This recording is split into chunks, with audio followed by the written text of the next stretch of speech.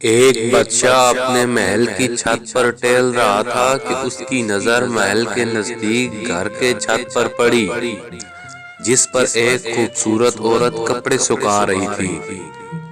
بادشاہ نے اپنی ایک باندی کو بلا کر پوچھا کہ یہ کس کی بیوی ہے؟ باندی نے کہا، بادشاہ سلامت، یہ آپ کے غلام فیروز کی بیوی ہے۔ بادشاہ نیچے اترا۔ بادشاہ پر اس عورت کے حسن و جمال کا سحر سا چھا گیا تھا۔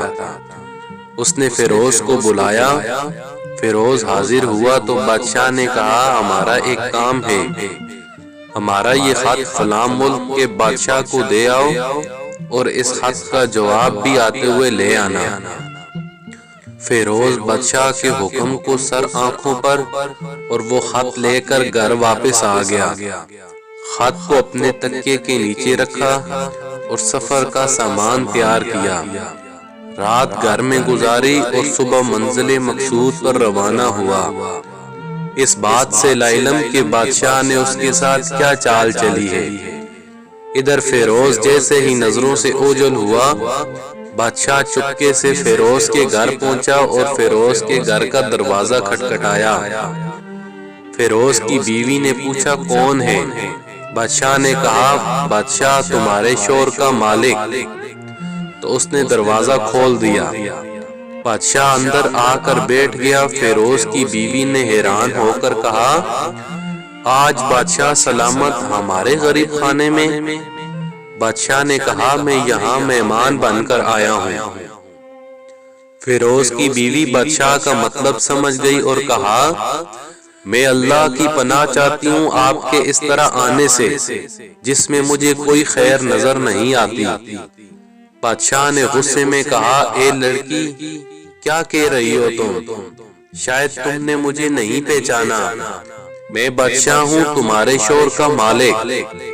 فیروز کی بیوی نے کہا، بادشاہ سلامت، میں جانتی ہوں کہ آپ بادشاہ ہیں، لیکن بزرگ کہہ گئے ہیں کہ اگر کھانے میں مچھر گر جائے تو آپ ہاتھ اٹھا لیتے ہیں، اگرچہ آپ کا دل کھانے کو کر رہا ہو۔ بادشاہ کہتا ہے کہ بے فکر رہو، میں تمہارے پانی میں کوئی پھول نہیں چھوڑوں گا۔ فیروز کی بیوی نے کہا، شیر کو اگرچہ جتنی بھی تیز بھوک لگ جائے لیکن وہ کبھی مردار نہیں کھاتا۔ بادشاہ سلامت، تم اس کٹورے میں پانی پینے آ گئے ہو جس میں تمہارے کتے نے پانی پیا ہے۔ بادشاہ اس عورت کی باتوں سے بڑا شرمسار ہوا اور اس کو چھوڑ کر واپس چلا گیا، لیکن جلدی میں اپنے چپل وہیں بھول گیا۔ یہ سب تو بادشاہ کی طرف سے ہوا۔ اب فیروز کو آدھے راستے میں یاد آیا کہ جو خط اسے بادشاہ نے دیا تھا وہ تو گھر پر ہی چھوڑ آیا ہے۔ اس نے گھوڑے کو تیزی سے واپس موڑا اور اپنے گھر کی طرف لپکا۔ فیروز اپنے گھر پہنچا تو تکیے کے نیچے سے خط نکالتے وقت اس کی نظر پلنگ کے نیچے پڑے بادشاہ کے چپل پر پڑی، جو وہ جلدی میں بھول گیا تھا۔ فیروز کا سر چکرا گیا۔ وہ سمجھ گیا کہ بادشاہ نے اس کو سفر پر صرف اس لیے بھیجا ہے تاکہ وہ اپنا مطلب پورا کر سکے۔ فیروز کسی کو کچھ بتائے بغیر چپ چاپ گھر سے نکلا۔ خط لے کر وہ چل پڑا۔ اپنا کام ختم کرنے کے بعد بادشاہ کے پاس واپس آیا تو بادشاہ نے انعام کے طور پر اسے 100 دینار دیے۔ فیروز دینار لے کر بازار گیا اور عورتوں کے استعمال کے قیمتی کپڑے اور تحائف خریدے۔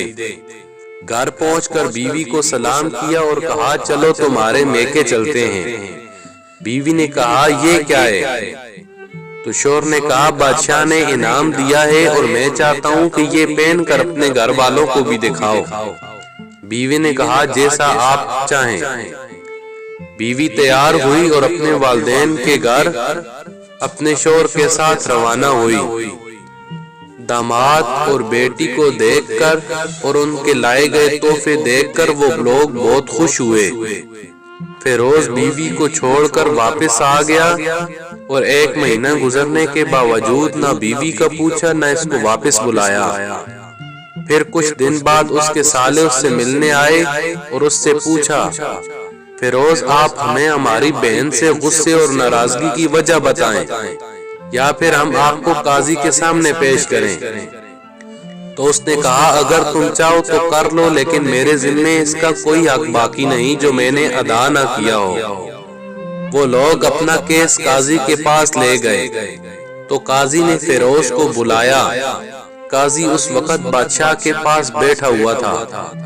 لڑکی کے بھائیوں نے کہا بادشاہ سلامت اور قاضی صاحب آپ سدا خوش رہیں، سلامت رہیں۔